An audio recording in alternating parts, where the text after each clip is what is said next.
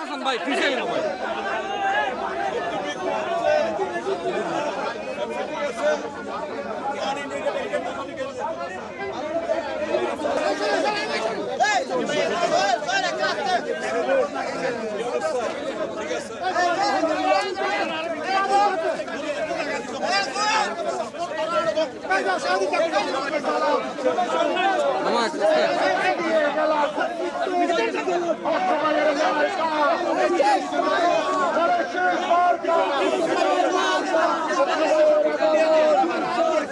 BNP রাজনীতি সারা জীবন হচ্ছে বাংলাদেশের স্বাধীনতা সার্বভৌমত্ব প্রথম স্থাপন করেছে বিএনপি, গণতন্ত্র স্থাপন করেছে বিএনপি, বাংলাদেশের মানুষের আস্থা নিয়ে বিএনপির রাজনীতি।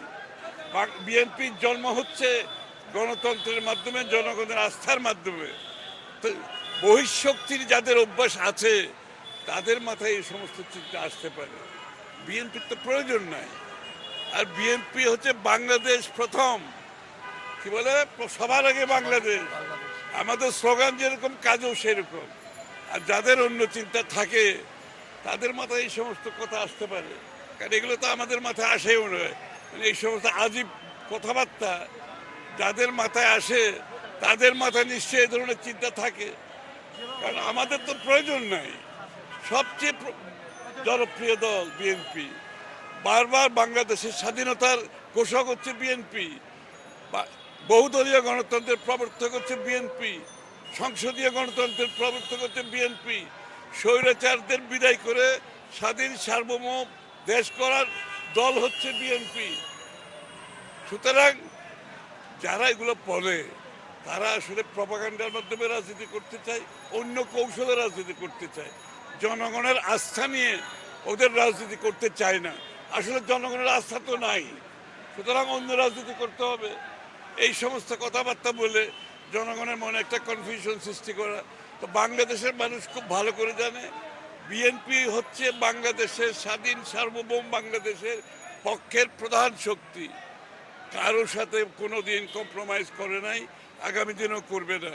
যাদের মাথায় এই সমস্ত ঘুরছে তাদের নিশ্চয়ই কোনো বহিঃশক্তির সাথে যোগাযোগ আছে। বিএনপিতে প্রয়োজন নেই। অবস্থা তো দেখতেই পাচ্ছেন, এখানে তো ধানের শীষের জোয়ার চলছে। অবস্থান খুবই পরিষ্কার। হাজারো হাজারো মানুষ আমরা যেখানে যাচ্ছি রাস্তায়, পুরুষ মহিলা রাস্তায় নেমে আসছে ধানের শীষের পক্ষে, বেগম খালেদা জিয়ার পক্ষে, তারেক রহমানের পক্ষে, জিয়া রহমানের পক্ষে, বাংলাদেশের পক্ষে।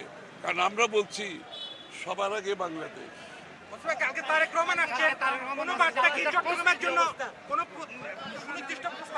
প্রস্তুতির দরকার নেই তো।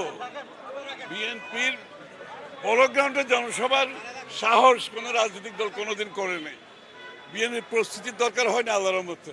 আমি যে বলছি আমাদের রাজনীতির জনগণের আস্থা নেই, আমাদের প্রস্তুতি লাগে না। আমাদের জনগণের আস্থা আমাদের উপর আছে, আমাদের আস্থা জনগণের উপর আছে। কালকের জনসভায় বিএনপি নেতাকর্মী সমর্থকের থেকে বেশি আসবে সাধারণ মানুষ। এটা হচ্ছে সর্বসাধারণের জনসভা, এটা বিএনপির কোনো জনসভা হবে না।